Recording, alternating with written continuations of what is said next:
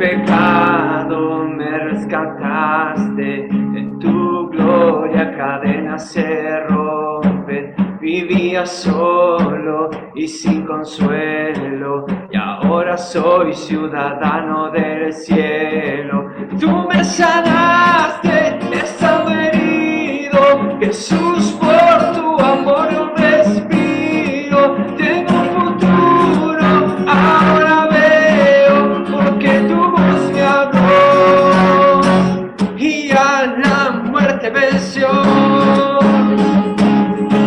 Glorioso día, tu sangre me rescató, tu voz me habló y a la muerte venció. Glorioso día, tu sangre me rescató.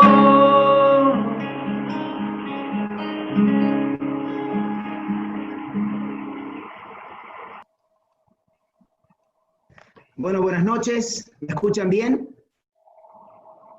Sí. ¿Todos escuchan bien? Bárbaro.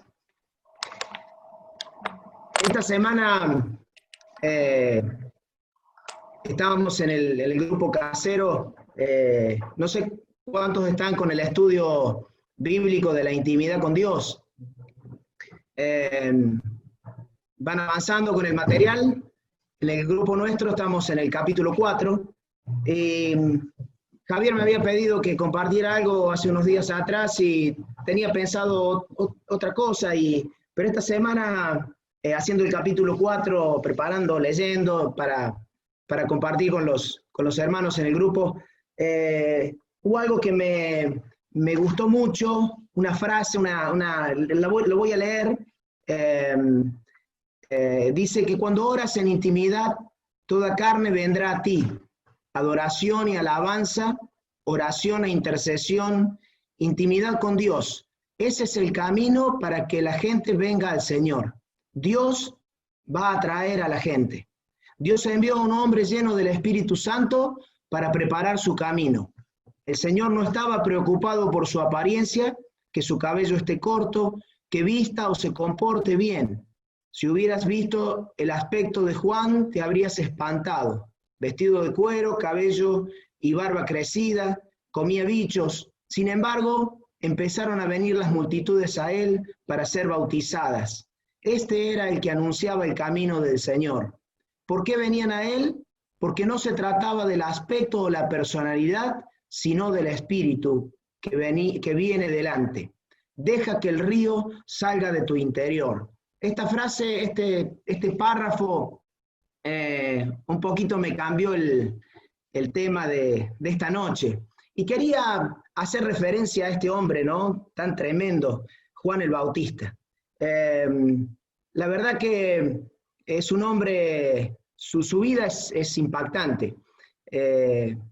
Tengo la ilusión de que cuando estemos en la eternidad, dedicar un par de lustros para sentarme a tomar mate en las riberas de algún río celestial y charlar con Juan el Bautista. La verdad que su vida fue una vida tremenda, ¿no? Poderosa.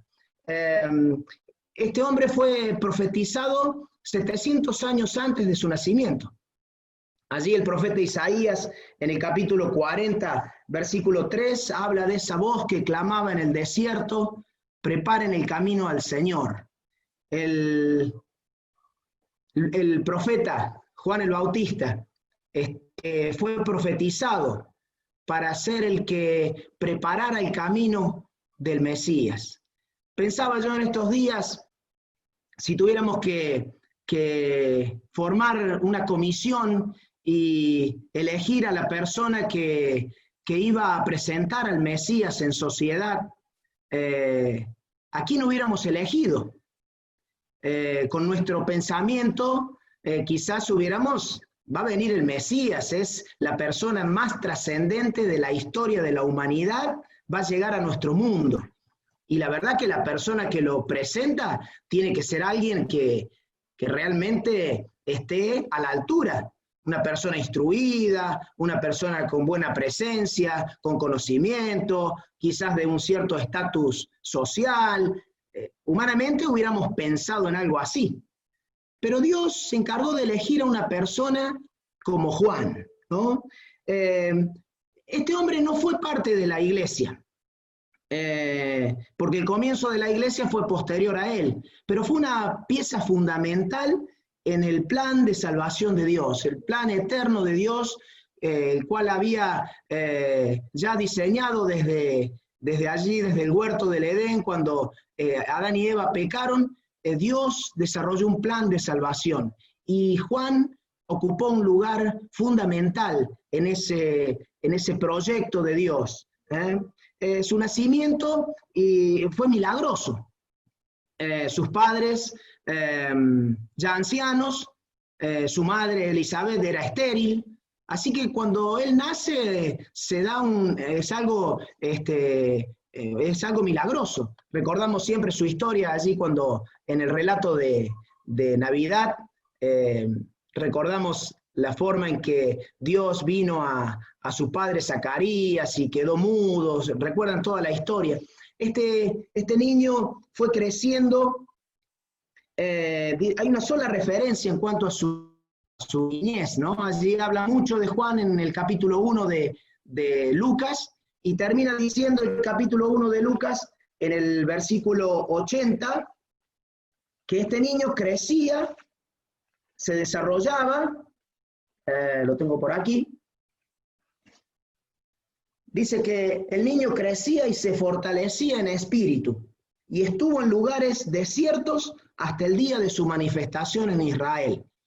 30 años en el anonimato, quizás los primeros años creció al lado de su padre. Recordemos que su padre era un sacerdote, y se fue desarrollando, pero es interesante que dice que crecía y se fortalecía en el espíritu, y habitaba en lugares apartados. Era una persona rara, ¿no?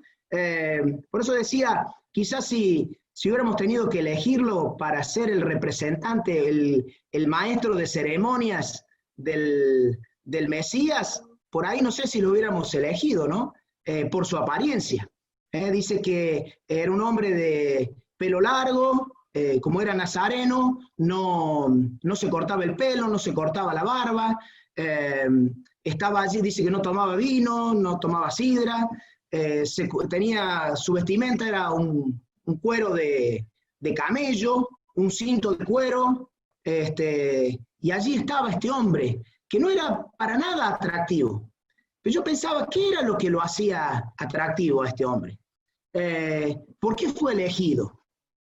Juan el Bautista aparece en escena un breve tiempo antes de que Jesús aparezca en escena también. Él era el que iba a preparar el camino al Salvador. Dice allí en Mateo capítulo 3, versículo 1, dice: en aquellos días, después de que leímos allí en Lucas 1:80, pasaron casi 30 años. Y dice: en aquellos días vino Juan el Bautista predicando en el desierto de Judea, diciendo: arrepentidos, porque el reino de los cielos se ha acercado. Pues este es aquel de quien habló el profeta Isaías cuando dijo: voz del que clama en el desierto, preparad el camino del Señor, enderezad sus sendas. Y Juan estaba vestido de pelo de camello y tenía un cinto de cuero alrededor de sus lomos, y su comida era langostas y miel silvestre. Este hombre era el que iba delante del Mesías, abriendo camino.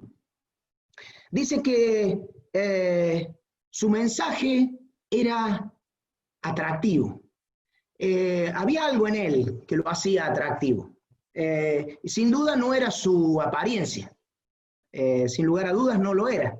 Pero dice el versículo 5, allí continuando con la lectura, dice que salía a él Jerusalén, o sea, la ciudad de Jerusalén salía a él, y toda Judea, y toda la provincia de alrededor del Jordán. Y eran bautizados por él en el Jordán, confesando sus pecados.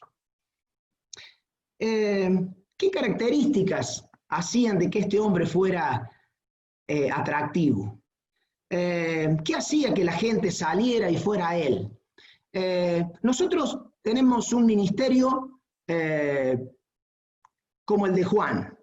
Nosotros estamos encargados, se nos ha dado la tarea de hacer conocer al Mesías, de llevar al Mesías al lugar donde estamos. Nosotros tenemos que preparar el camino para que el Señor llegue a las vidas de aquellos que no le conocen. Y quería ver algunas de estas características de Juan el Bautista y cómo aplicarlas a nuestra vida. Y pensaba, ¿cuál era el mensaje que él tenía que lo hacía atractivo? Su mensaje era poderoso. Su mensaje era el evangelio del reino. Dice que él se presentó diciendo, arrepiéntanse porque el reino de los cielos se ha acercado. Y dice que había tanto poder en su palabra que la gente era impactada con este mensaje, y dice que la gente se arrepentía, dice que confesaba sus pecados y él los bautizaba. Era el bautismo de arrepentimiento de Juan. Su mensaje, además de ser poderoso en el Espíritu, poderoso en Dios, era un mensaje que iba en contra de la tibieza religiosa. Allí en Mateo, siguiendo la lectura, en el versículo 7, dice, porque no solamente se acercaba a la gente que tenía necesidad de Dios, sino que se acercaban también los fariseos y los saduceos, dice que venían a ver su bautismo. Y él les decía, generación de víboras, ¿quién os enseñará a huir de la ira venidera? Haced pues frutos dignos de arrepentimiento. La religión judía se había convertido en algo tan acartonado, y él quería ir en contra de eso. Dios les había dado la ley, Dios había escogido a ese pueblo, y ellos habían hecho de eso tan maravilloso que era la ley de Dios, lo habían hecho algo tan difícil de llevar, le habían dado tantas vueltas que la gente estaba hasta confundida, ¿no?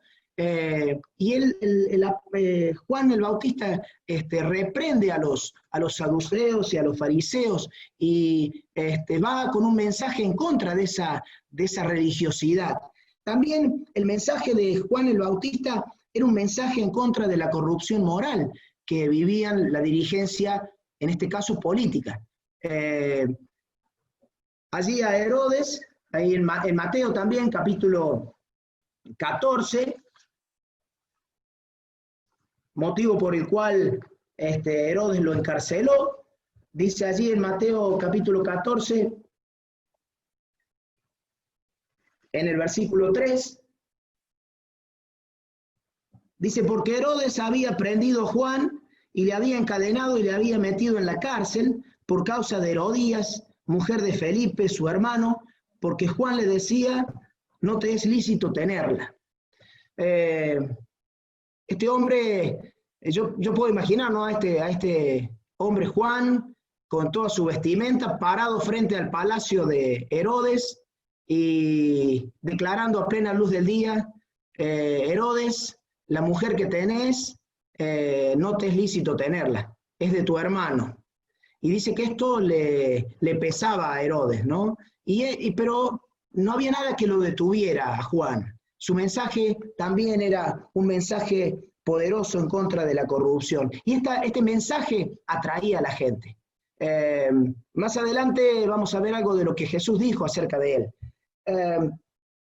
El poder no se fabrica. Lo tomaba como enseñanza, ¿no? Mirando a Juan, mirando su mensaje, el poder de su palabra. El poder no se fabrica. El poder se obtiene de una vida de intimidad con Dios.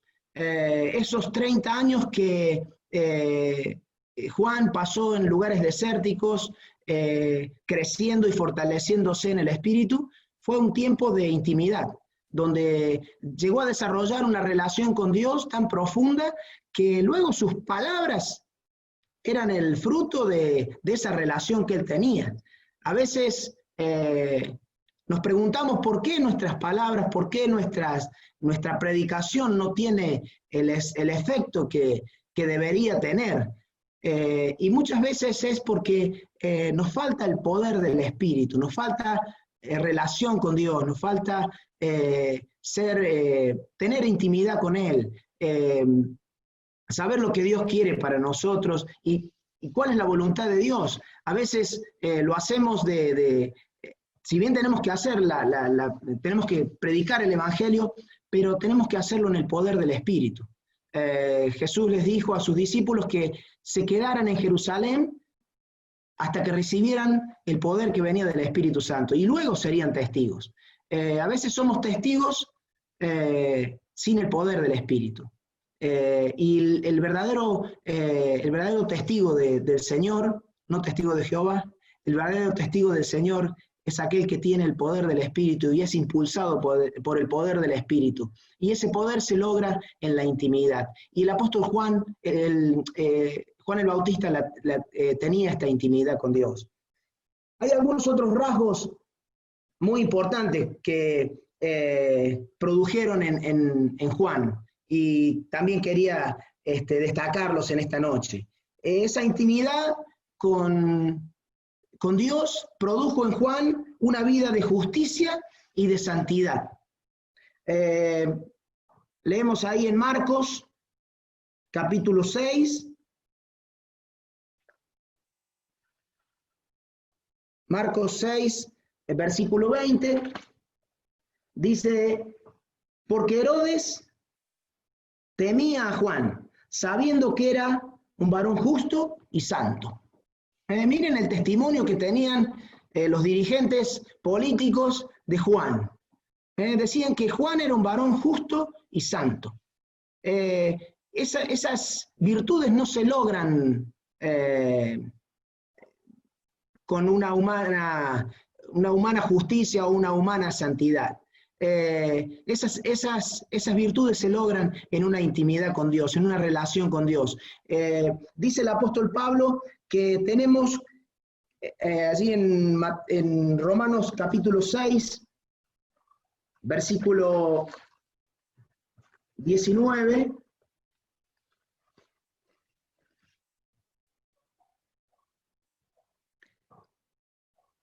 el apóstol Pablo dice: hablo como humano, por vuestra humana debilidad, que así como para iniquidad presentasteis vuestros miembros para servir a la inmundicia y a la iniquidad, así ahora, para santificación, presentad vuestros miembros para servir a la justicia.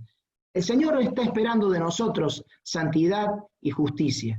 Y eso se logra en una relación con Dios. Que el Señor vaya mostrando lo que tiene que cambiar, las cosas que tiene que ir obrando, sacando de nuestra vida para hacernos justos y santos. Esta era una característica importante, muy visible en la vida de Juan el Bautista, y es una característica que tenemos que asimilar, tomar para nosotros también.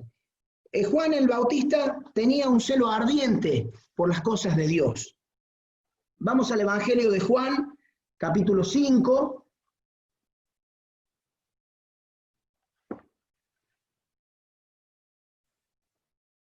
En el versículo 35, el Señor Jesús está hablando de Juan el Bautista. Y dice: él era antorcha que ardía y que alumbraba.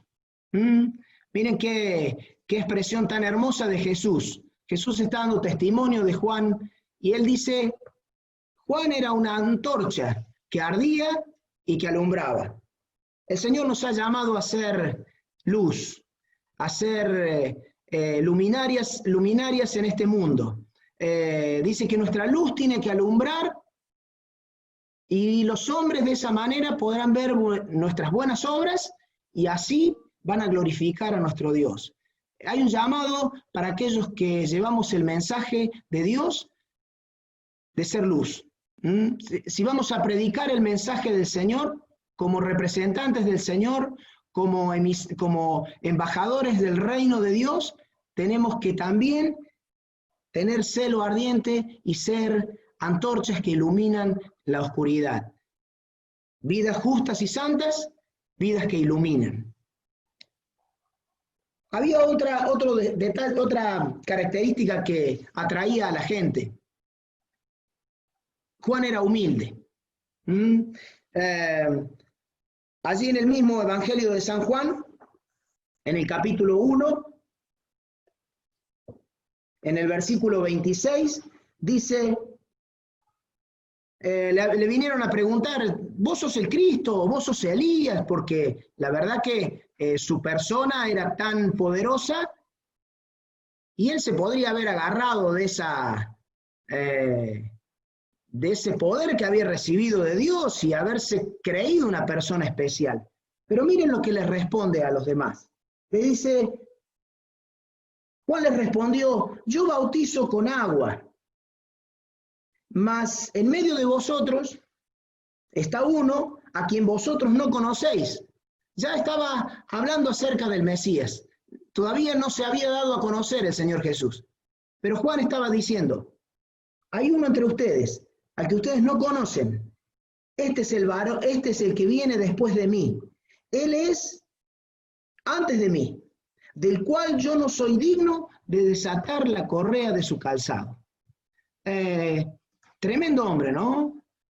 Con todo lo que había recibido de Dios, él podría haberse agarrado de sus pergaminos, de las profecías acerca de él, de todo lo que se decía de él, de todo lo que él estaba haciendo, de todo su ministerio tan prolífero en ese momento, pero él está diciendo, no, hay alguien que viene detrás de mí que es mayor que yo, y del cual yo no soy digno de desatar el calzado de sus pies. Y la verdad que ese ejemplo de humildad también es para nosotros, ¿no? ¿Cuánto tenemos que aprender de la humildad? Lo digo en forma personal y creo que cada uno también, si uno se mira en tantas facetas de nuestra vida, hay orgullo, hay vanidad, creernos cosas que por ahí ni somos, ¿no? A veces nos tomamos de ciertas cosas que creemos que somos buenos o reconocidos, y la verdad que son tan efímeras, son tan pasajeras. Humillarnos a los pies de Cristo, y dice que Él nos va a exaltar en su tiempo. Otra de las virtudes es que Juan sabía hasta dónde llegaba su ministerio.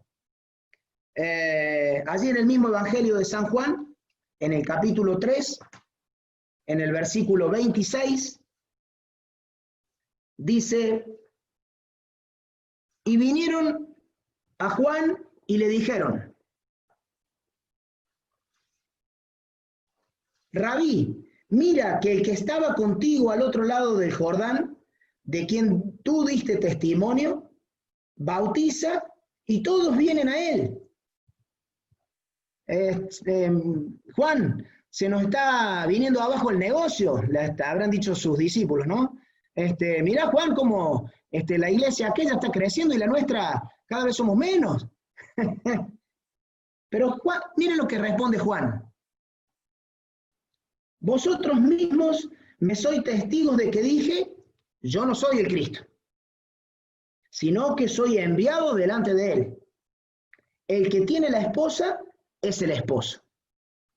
Mas el amigo del esposo está a su lado y le oye y se goza grandemente de la voz del esposo. Así pues, mi gozo está cumplido. Es necesario que él crezca y que yo mengüe. Él sabía hasta dónde llegaba su ministerio. Su ministerio no fue muy largo. Fue un ministerio de alrededor de 2 años y medio. Comenzó un poco tiempo antes de que Jesús comenzara su ministerio, y también murió un tiempo antes de que Jesús también muriera. Así que su ministerio no fue muy extenso. Pero él sabía cuál era hasta dónde llegaba su ministerio, hasta dónde llegaba su llamado. Y esto también tiene que ser algo para nosotros. ¿Hasta dónde llega nuestra influencia, el llamado que el Señor nos ha dado? En este último encuentro de pastores que hubo en Los Potreros, fuimos invitados a participar. Hubo dos frases o dos pensamientos que me quedaron muy grabados. Uno es el que habló en su momento Krister Gunnarsson con su esposa, y él habló acerca de una figura tan hermosa que a mí me quedó muy grabada, ¿no? Dios nos ha llamado a ser jardineros, y ser buenos jardineros. Y los buenos jardineros tienen hermosos jardines, ¿sí? Y en los hermosos jardines hay hermosas flores, se cultivan hermosas flores. Y el Señor nos ha llamado a cultivar flores. Tenemos que aprender a cultivar flores, a sacar lo mejor, las mejores virtudes del jardín que el Señor ha puesto a nuestro cuidado, en nuestro entorno. Y tenemos que aprender hasta dónde llega nuestro ministerio. El Señor nos puso en un área de la iglesia, gracias al Señor, pero no por eso significa que ese lugar es para nosotros, es nuestro y nos tenemos que aferrar con uñas y dientes. El Señor nos ha dado ese lugar, pero tenemos que tener la virtud y la capacidad de ser unos buenos jardineros y de obtener buenas flores para que eso que el Señor ha puesto en nuestras manos puedan florecer y dar una fragancia y bendecir a otros. Y Juan lo sabía. Juan sabía hasta dónde llegaba su ministerio. Es preciso que yo mengüe y que Él crezca, porque esto que el Señor me dio, que Dios me dio, es por un tiempo. Yo no soy eterno. Hay alguien que viene detrás mío que es mayor y Él merece la gloria. Amén. Bien. Mateo capítulo 11. Versículo 1 al 3.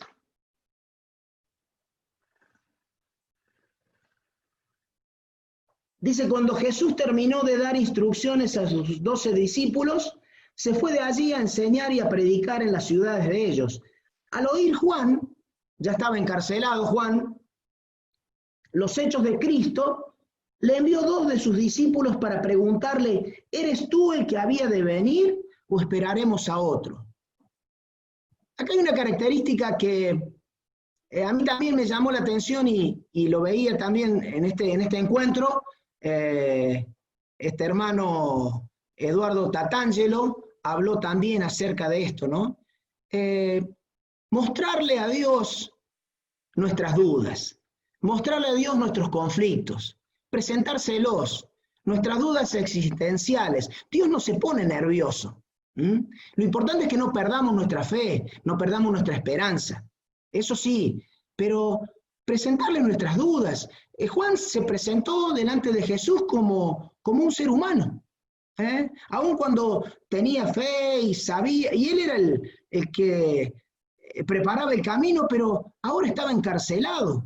Y su mente debe haber entrado en dudas en algunas situaciones, y necesitó de una palabra de Dios, que Dios le dijera, que Jesús le dijera, mira lo que está sucediendo, cuéntenle, díganle a Juan lo que está pasando, el reino de los cielos está siendo predicado, los enfermos son sanados, los cojos andan, los leprosos son sanados.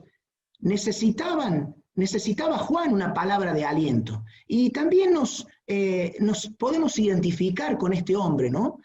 Muchas veces necesitamos una palabra de aliento. Aun cuando conocemos su palabra, hace años, quizás muchos años que estamos en el Señor, pero a veces necesitamos el aliento, a veces nos desanimamos, a veces entramos en valles de sombra, en valles de muerte, y dudamos y estamos allí necesitando una palabra de aliento del Señor. Juan la necesitó.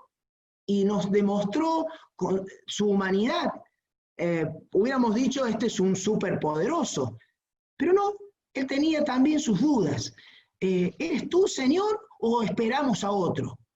Y nos tiene que también enseñar a nosotros a presentar nuestras situaciones delante de Él y a confiar en Él. El Señor es poderoso, Él nos va a dar la palabra, el aliento, nos va a dar, va a renovar la esperanza en nosotros, va a renovar la fe, nuestras convicciones. El Señor está con sus brazos abiertos.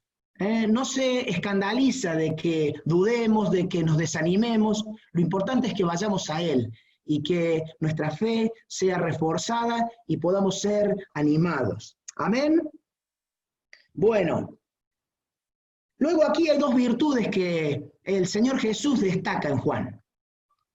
Mateo capítulo 11, allí donde leímos, luego que estos discípulos se van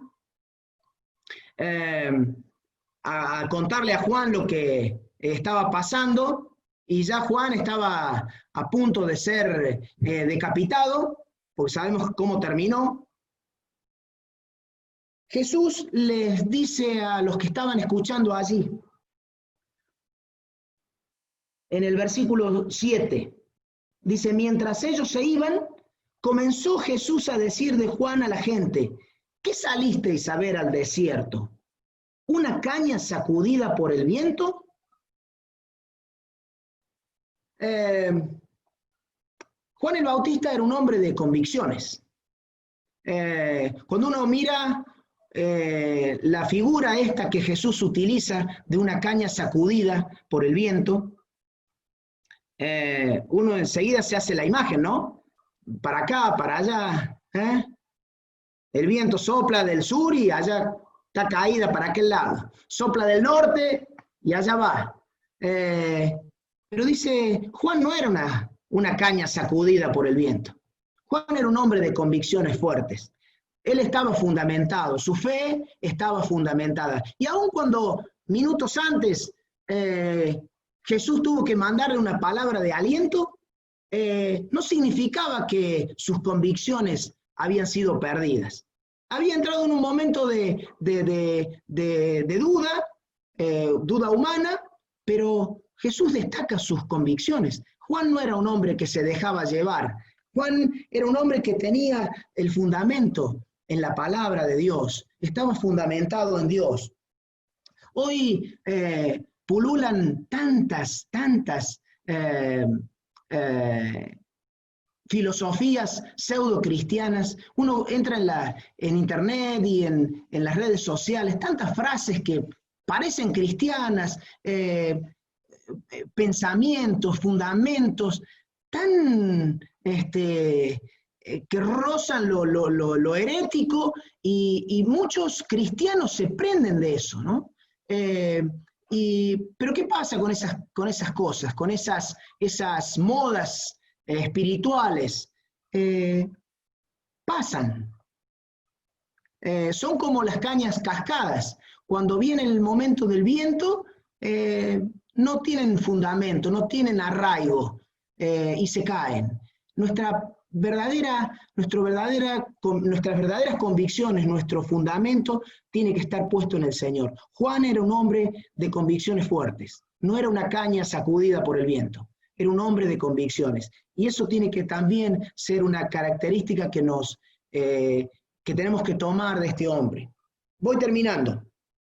Allí en Mateo, capítulo 11, donde estábamos leyendo, en el versículo 8 dice, ¿o qué salisteis a ver? ¿A un hombre cubierto de vestiduras delicadas?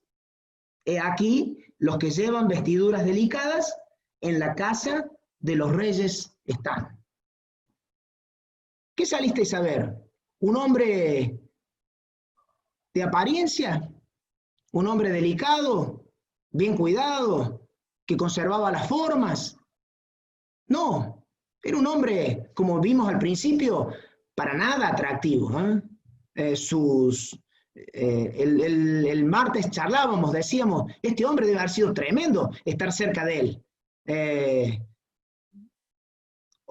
De todo, ¿no? allí con esa barba tan crecida porque no se la cortaba, los pelos, vaya a saber lo que ha sido eso, envuelto en ese cuero de camello, con ese cinto de cuero, quizás su barba llena de miel, con algún pedacito de langosta, alguna patita en su barba. Debe haber sido un espectáculo, pero dice, ¿qué salieron a ver? ¿A alguien que aparentaba? ¿No? Dios mira el corazón. Hemos escuchado tantas veces, ¿no? Esa referencia cuando Dios fue a elegir a David, ¿no? Los hombres miramos lo que está delante de nuestros ojos, pero Dios mira el corazón. Y es allí donde está el poder de Dios, donde se manifiesta el poder de Dios y desde donde emana el poder de Dios. ¿Qué es lo que hay en nuestro corazón? No significa esto que vamos a dejar de bañarnos y de arreglarnos, ¿no? Sí, andá y bañate, cambiate las medias, ponele talco a las zapatillas. Las mujeres vayan a la peluquería, la tienen a Jamie, a Gladys, a Román, háganse los claritos, los reflejos, arréglense, pero que no sea ese el sentido de nuestra vida, que no pase por nuestras apariencias, que querer demostrar algo que por ahí no somos. Dios quiere que nuestro corazón, lo que Él ve, realmente sea lo importante en nuestra vida y a lo que nosotros le demos importancia. Termino también con lo que el Señor dice. Seguimos en la lectura de ahí en Mateo capítulo 11. Dice, ¿pero qué salisteis a ver? ¿A un profeta? Sí, os digo, más que profeta. Y vuelve a hacer referencia a lo que estaba profetizado acerca de Juan. He aquí, yo envío mi mensajero delante de tu faz, el cual preparará tu camino delante de ti. El versículo 11 dice, de cierto os digo, entre los que nacen de mujer, no se ha levantado otro mayor que Juan el Bautista. Tremenda expresión de Jesús, ¿eh? No ha habido otro hombre mayor en la historia de la humanidad que Juan el Bautista. Palabra de Jesús. Pero dice algo más allí, que es interesante y que es con lo que quiero terminar en esta noche. Pero el más pequeño del reino de los cielos, mayor es que él. Así que nos queda un aliciente, ¿no? El Señor nos anima. Ver a este terrible gigante de la fe y que Jesús diga, no ha habido otro como él, ¿eh? Pero ¿saben una cosa? El más pequeñito del reino de los cielos es mayor que Juan el Bautista. Dios mío, qué palabra. El Señor te lo está diciendo a vos. ¿Saben por qué? Porque Juan el Bautista profetizó hasta que murió, pero no logró ver su profecía realizada. Él murió antes de que el Señor Jesús muriera. Él no vio consumada la obra de Cristo en la cruz. No participó de eso. Y nosotros somos partícipes de esto. El Señor nos ha hecho parte de esto tan tremendo y maravilloso. Cada uno de los que estamos hoy conectados y tantos otros a través de la historia hemos participado, hemos visto y hemos participado, hemos conocido lo que el Señor ha hecho, la obra de Cristo y la forma en que lo consumó en la cruz del Calvario. El Señor nos ha dado algo maravilloso. Cuando Jesús resucitó y dice que dice la Escritura que descendió a los infiernos y con él se llevó las primicias, se lo debe haber llevado a Juan el Bautista, porque allí estaba Juan, con todos los que murieron esperando la salvación del Mesías. Pero nosotros tenemos algo que Juan no pudo ver, y es a Cristo glorificado. Y no pudo experimentar lo que nosotros experimentamos, la nueva vida en Cristo, ser parte de la iglesia. Así que este hombre tan tremendo, con estas características tan grandes y tan maravillosas, puedan ser también un ejemplo para nosotros. Un mensaje poderoso en Dios, una vida de justicia y de santidad, un celo ardiente, una antorcha que ilumina, una vida de humildad, saber hasta dónde llega nuestro llamado, demostrar nuestra humanidad delante de Dios, no creernos superhéroes ni fuertes, tener convicciones firmes, no aparentar lo que no somos. El Señor quiere que vivamos de esta manera y de esta manera también presentemos el Evangelio del Reino. Amén. Oramos y le pedimos al Señor que Él bendiga su palabra y la confirme en nuestros corazones. Señor, te damos gracias en esta noche por este tiempo en el que podemos abrir tu palabra y tomar este ejemplo de este hombre tan maravilloso que tú pusiste en la historia. Este hombre que nos bendice con su forma de vivir, con su ejemplo. Este hombre que nos marca características de nuestra vida que debemos tener. Señor, tú preparaste a este hombre y tú le diste estas capacidades, tú le diste estas características, esta gracia. Y, Señor, queremos tomar este ejemplo para nuestras vidas. Queremos tomar de lo que Juan nos enseña a través de su testimonio y poderlo aplicar a nuestra vida. Y también de esta manera pueda ser esto el respaldo para que el mensaje de salvación que llevamos a aquellos que nos rodean y a aquellos que nos escuchen sea respaldado por una vida acorde a lo que estamos predicando. Señor, gracias una vez más por tu palabra. Gracias por la vida de cada uno de mis hermanos. Es una alegría podernos ver, Señor, aunque sea a través de las pantallas, Señor, pero es una bendición. Te ruego que la bendición tuya esté en cada hogar, en cada vida, en cada corazón. Tú estés con cada uno, Señor, llenando sus vidas. Padre, gracias en el nombre de Jesús. Amén.